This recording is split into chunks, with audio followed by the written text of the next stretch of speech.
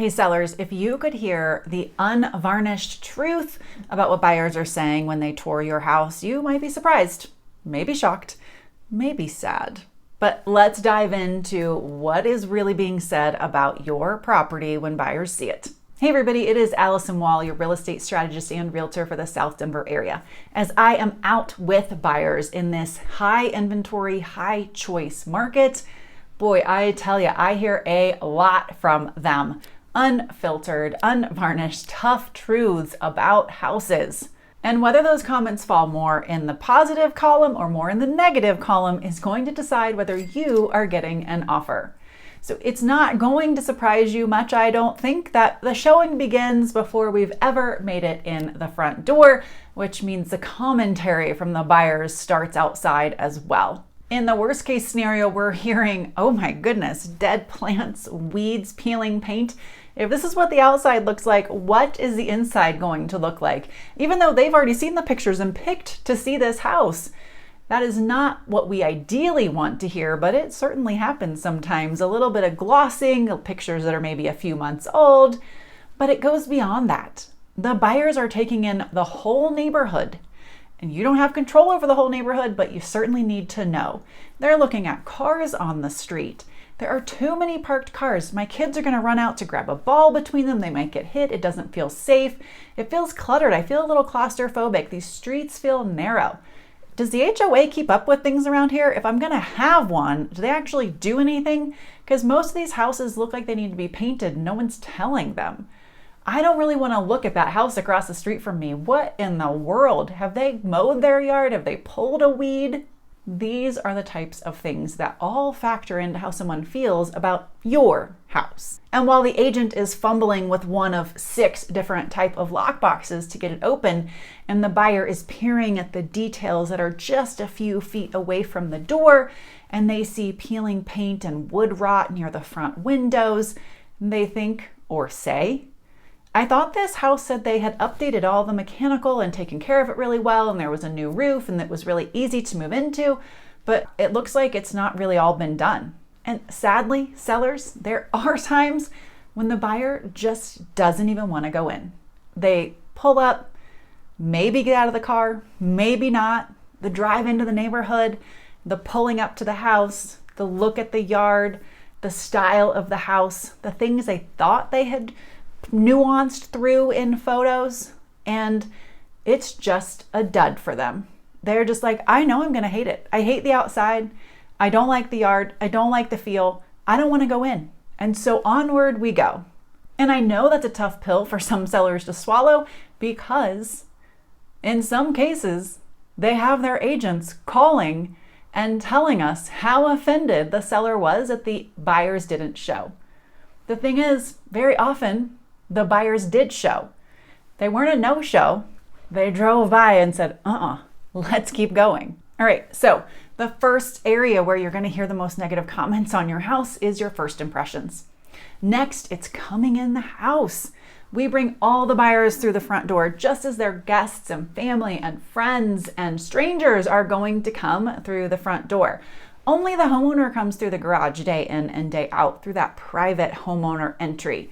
So we are giving them the full treatment.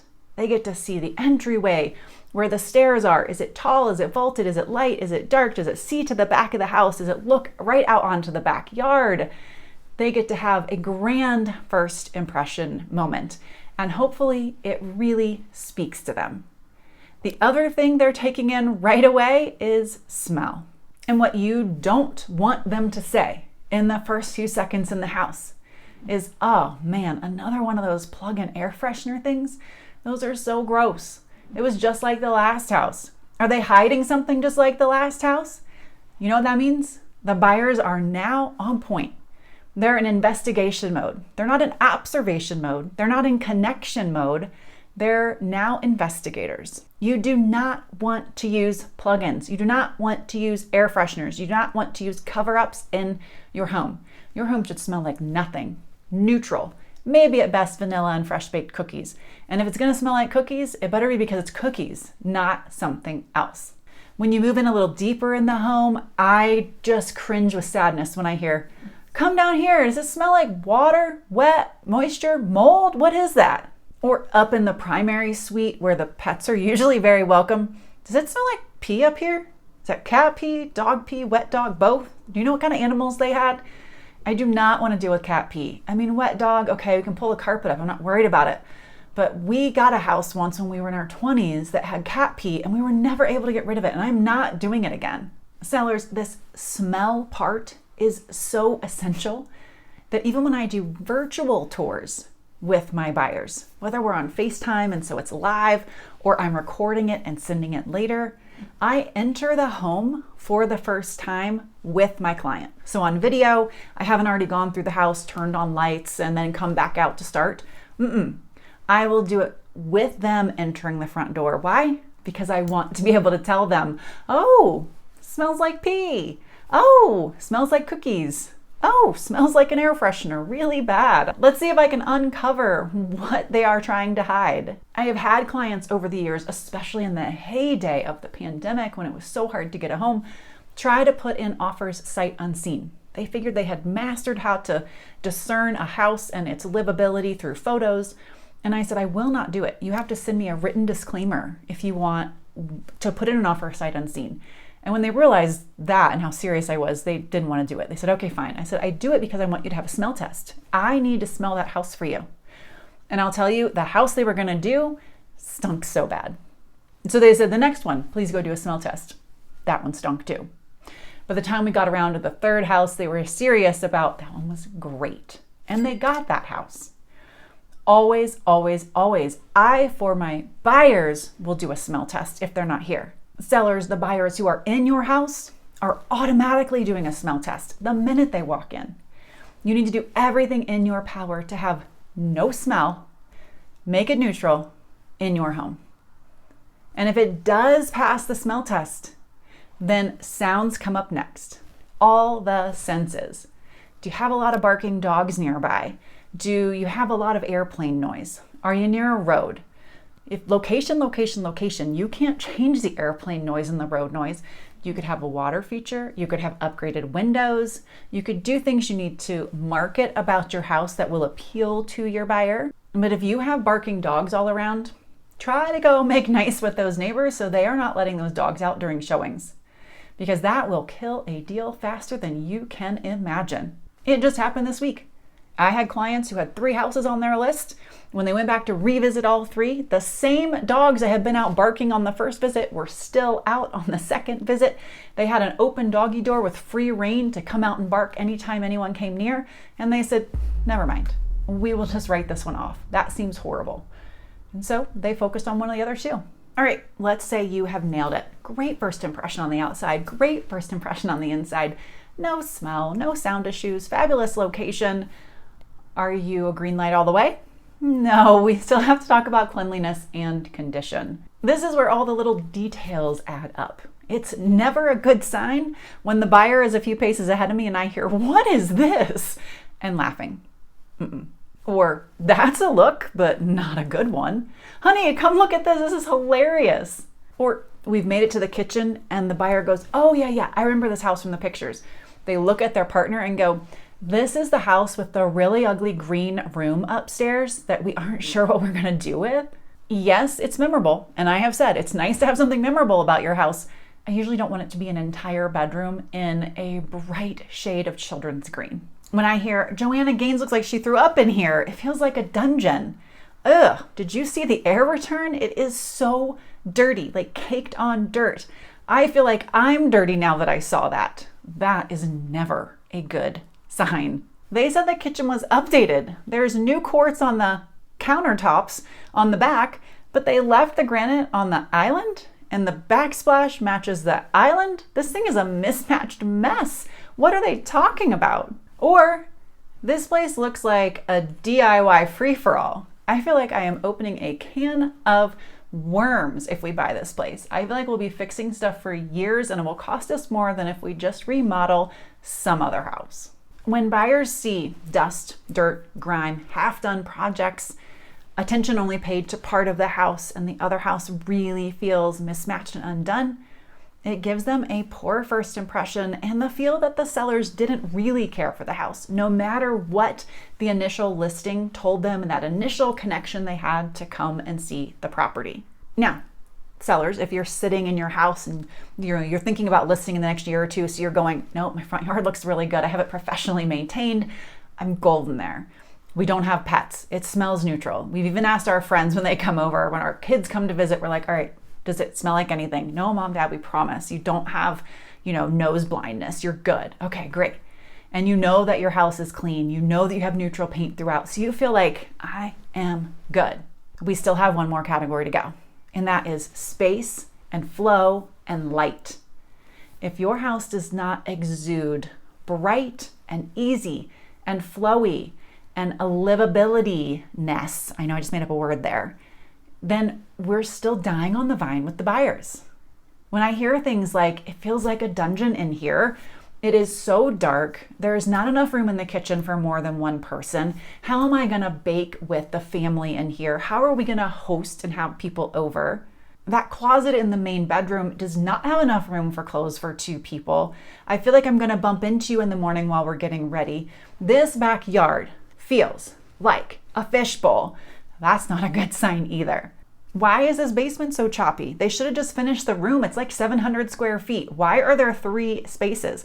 I cannot afford to tear this out and redo it, but we can't even use this. Sellers, I've said it before in other videos, basements can unsell a home. They are such a prized add-on to a house. And there are so many people that move here that have never had a basement and really want one, and they're very excited about them.